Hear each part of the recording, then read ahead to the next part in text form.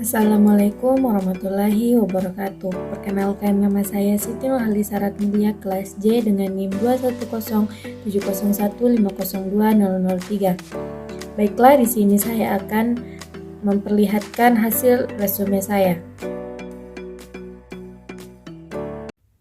Materi pertama yaitu sejarah dan bagaimana psikologi didefinisikan. Psikologi tidak mempelajari jiwa atau mental itu secara langsung karena sifatnya yang abstrak, tetapi psikologi membatasi pada manifestasi dan ekspresi dari jiwa atau mental tersebut, yakni berupa tingkah laku dan proses atau kegiatannya.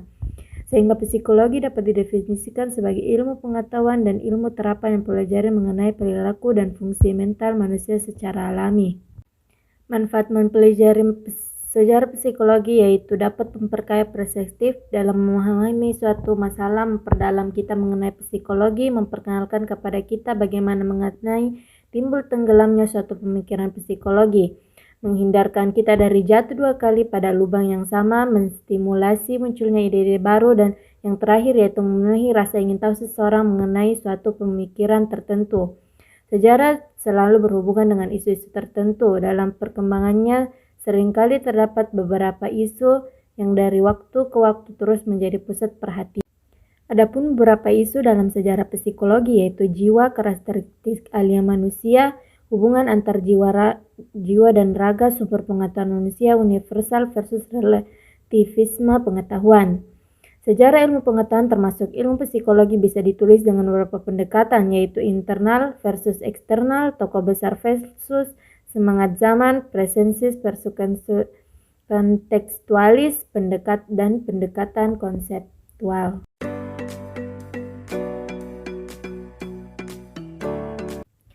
Materi kedua yaitu psikologi pada masa Yunani kuno. Kapan ilmu psikologi mulai muncul? Kemunculan ilmu psikologi sebenarnya belum terlalu lama, tepatnya baru sekitar 1138 tahunan. Jika dihitung dari mulai dideklarasikannya ilmu psikologi sebagai ilmu mandiri yaitu pada tahun 1879 oleh Wilhelm Wundt. Namun demikian, menurut Ebbinghaus, pemikiran mengenai isu-isu berhubungan dengan psikologi seperti mengenai hubungan antara jiwa, raga, kebahagiaan, kesadaran, pikiran, persepsi, dan lain-lain, sebenarnya sudah lama dibahas baik oleh para filsuf ataupun para pemuka agama. Adapun beberapa filsuf pada zaman Yunani kuno yang pemikirannya bersinggungan dengan perkembangan ilmu pengetahuan termasuk psikologi antara lain yaitu Thales. Thales salah seorang filsuf Yunani kuno yang dianggap mempunyai kontribusi pada perkembangan pemikiran ilmiah. Ia dianggap salah satu dari 7 filsuf yang terkenal dan berpengaruh pada zamannya. Namun tidak hanya informasi yang sampai pada kita, kecuali seperti apa yang disampaikan oleh Aristoteles. Thales merupakan seorang naturalis yang menekankan pentingnya penjelasan ilmiah dan meminimalisirkan penjelasan supernatural. Yang kedua ada Heraklitus. Heraklitus berpendapat bahwa apilah sebagai substansi dari segala hal. Hal ini bisa dipahami karena api memiliki kekuatan untuk mengubah. Api dapat mengubah air menjadi uap, benda keras menjadi abu atau cairan, dan lain-lain. Api dianggapnya dalam bentuk dan menghilangkan air. Yang menjadi pusat perhatian Heraklitus adalah perubahan. Heraklitus menganggap dunia seperti sungai yang terus mengalir. Setiap melihat aliran sungai pasti berbeda dari suatu waktu ke waktu lainnya. Baginya tidak ada suatu peristiwa pun yang konstan dan terjadi dua hal. Yang ketiga ada Empedokles. Empedokles dilahirkan di kota Akragas pada tahun 492 sebelum Masehi. Selain sebagai filsuf, ia pun dikenal sebagai orator, rahib, dokter, seniman, dan lain-lain. Empedokles tidak sependapat dengan Thales ataupun Heraklitus yang menganggap pentingnya sebagai elemen daripada lainnya. Menurutnya terdapat 4 elemen penting yang tidak dapat direduksi dan menjadi dasar dari semua hal, yaitu api, udara, tanah, dan air. Pandangan Empedokles tersebut sangat berpengaruh terhadap ilmu kedokteran dan psikologi. Bagi Empedokles, jiwa akan sehat apabila terdapat keseimbangan atau equilibrium di antara 4 elemen yang sudah disebutkan sebelumnya, yang kemudian dikembangkan oleh Hippocrates dan Galen. Materi ketiga yaitu psikologi pada masa Helenistik sampai abad ke-8. Psikologi pada masa Helenistik tersebut, masyarakat Yunani menolak filsafat yang bersifat abstrak dan tidak realistis. Mereka lebih menyukai yang bersifat praktis. Kekaisaran Romawi berkontribusi minimal pada perkembangan ilmu pengetahuan, termasuk psikologi, karena lebih menyukai pengembangan teknologi dan administrasi. Pada tahun 323 sebelum Masehi, Alexander Agung meninggal dunia dan momen itu seringkali disebut sebagai awal masa Helenistik. Masa Helenistik berakhir ketika Kekaisaran Romawi muncul pada abad ke-31 sebelum Masehi dan berhasil menguasai Yunani. Adapun pemikiran pada masa Helenistik. Yang pertama yaitu skeptisisme. Skeptisisme ragu pada kemampuan manusia sampai pada kebenaran absolut karena manusia memiliki keterbatasan dalam beropini. Manusia hanya mengetahui realitas yang tampak saja, bukan realitas yang sejatinya ada. Pyrrho menolak dogmatisme yang tidak bisa diyakini kebenaran atau kekeliruannya. Bagi Pyrrho, Sorg meyakini kebenaran karena tampak benar di hadapannya, demikian pula sebaiknya. Skeptisisme menyarankan menunda penilaian, menyederhanakan kehidupan, dan menghindari harapan palsu. Yang kedua yaitu sinisme. Muncul sebagai ekspresi atas ketidakpuasan terhadap nilai yang ada, situasi dan kondisi yang dianggap tidak adil, dan ada keinginan untuk menyederhanakan tuntutan kehidupan. Kebahagiaan akan dapat dicapai dengan hidup yang sesuai nilai dan self-sufficiency. Mencukupkan diri dengan kembali ke alam. Pentingnya sesuatu yang bersifat alamiah dan menolak segala yang tidak alamiah seperti aturan dan konvensi sosial karena menimbulkan kemunafikan, rasa marah, malu, dan lain-lain. Yang ketiga yaitu Epikureanisme, terkenal dengan sebutan atomisme dan hedonisme. Epikurus menyayangkan adanya Tuhan yang mengandalkan manusia. Baginya manusia hanyalah terdiri atas atom-atom yang bebas dan kematian berarti atom-atom tersebut tercerai-berai. Namun demikian, atom bukanlah sesuatu yang dapat diciptakan ataupun dimusnahkan.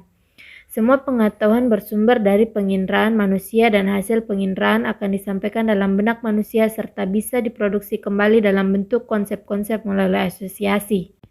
Stoicisme.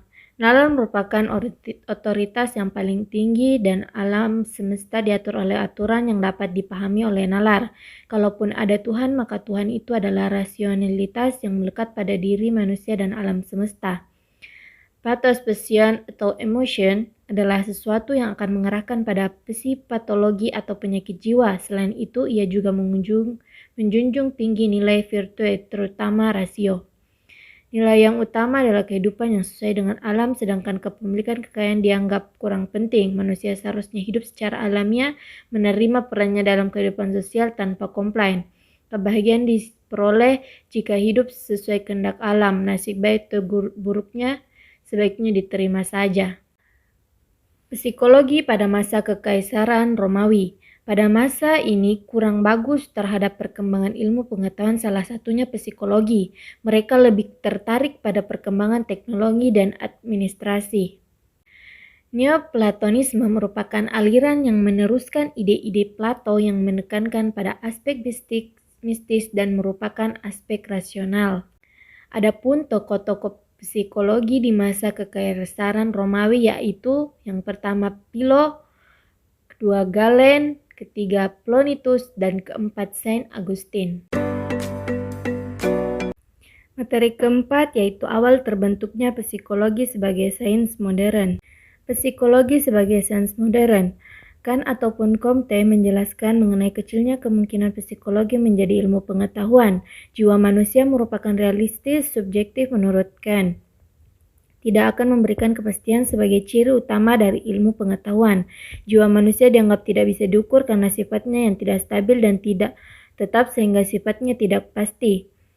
Sejalan dengan Kant, Comte pun memiliki pandangan yang meragukan psikologi bisa menjadi ilmu yang mandiri. Namun ada beberapa tokoh yang pemikirannya justru menganggap bahwa kuantifikasi dan eksperimentasi terhadap realitas subjektif, dalam hal ini proses mental manusia, merupakan sesuatu yang mungkin.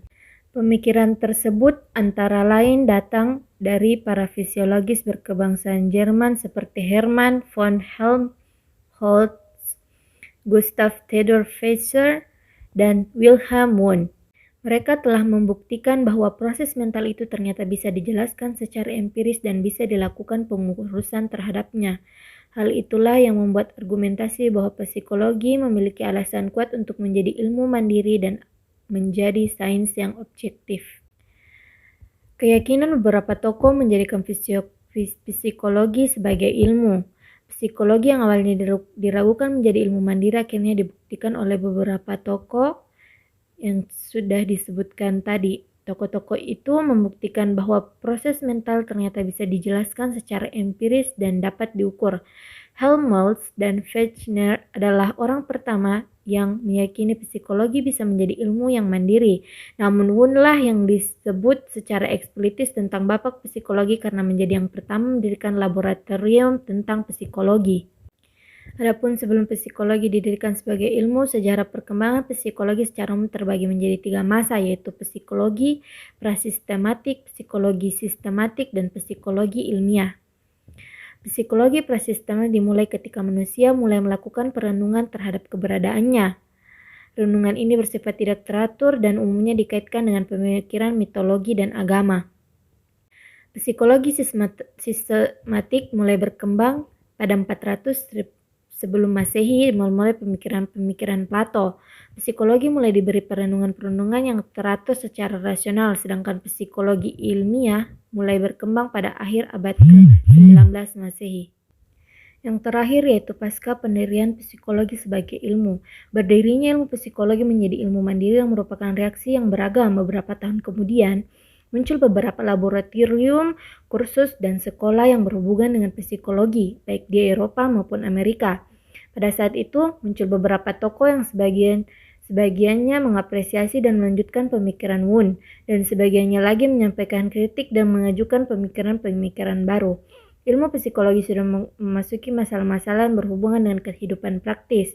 Pada saat itu, sudah muncul psikologi klinis, psikologi forensik, psikologi industri, dan lain-lain. Materi kelima yaitu aliran strukturalisme dan fungsionalisme. Strukturalisme merupakan aliran yang menyelidiki tentang struktur tersebut dalam kejiwaan. Aliran ini didirikan oleh Edward Redford Titchener. Terbagi dua, yaitu subject matter dan elemen kesadaran. Subject matter menurut Titchener tidak beda jauh dengan Wundt. Psikologi Titchener lebih tertarik pada elemen-elemen keseluruhan. Sedangkan elemen kesadaran ada 3 elemen kesadaran yang menurut Titchener, yaitu sensasi, kesan, dan image dan afeksi.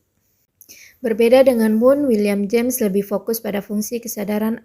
Adapun beberapa karakteristik dari fungsionalisme, yaitu fungsionalisme menentang strukturalisme yang terlalu fokus pada kesadaran.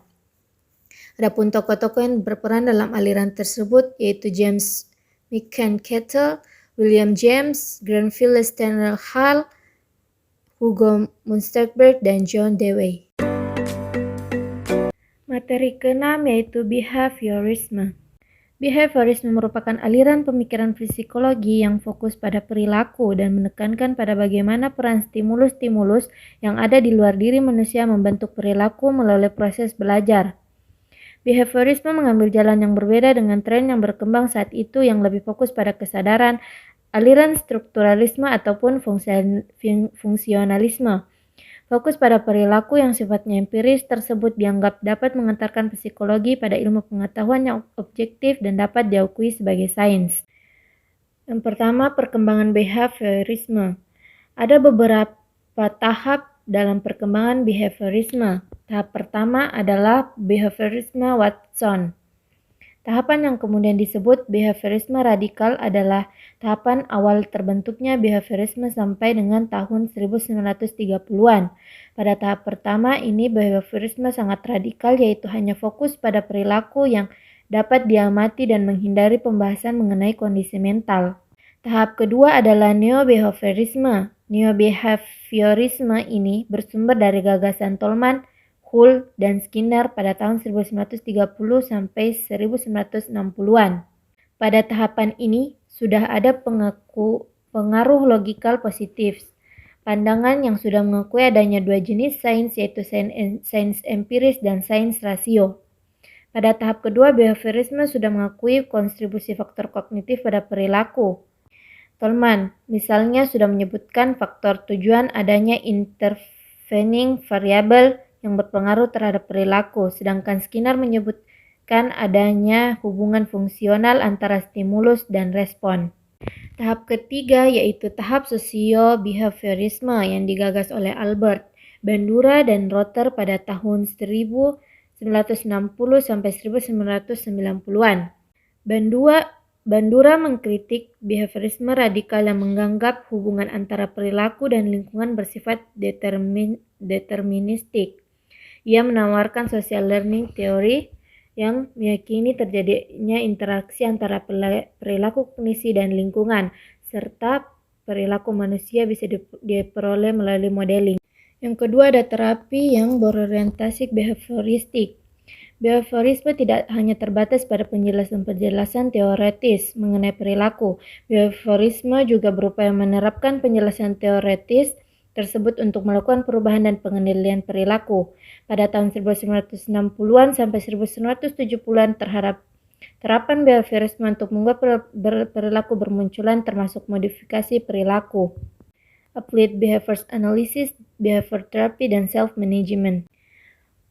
Modifikasi perilaku yaitu menunjukkan pada terapan ilmiah dan praktik profesional dengan menganalisis dan memodifikasi perilaku. Modifikasi perilaku ini berupaya mengidentifikasi hubungan antara stimulus, lingkungan, dan munculnya suatu perilaku hingga bisa diketahui latar belakang ataupun hubungan sebab akibatnya. Applied Behavior Analysis atau biasa disingkat dengan ABA, menunjuk pada bidang praktik dan penelitian yang fokus pada penggunaan prinsip-prinsip dasar, khususnya operant conditioner, untuk memahami dan meningkatkan perilaku orang yang secara rasional dianggap penting. Seperti halnya modifikasi perilaku, ABA pun memberikan penekanan terhadap perilaku, yaitu mendefinisikan perilaku yang akan menjadi target perubahan, mengamati dan mengurus perkembangan, serta bahkan kalau kemungkinan juga mengukur covert behavior.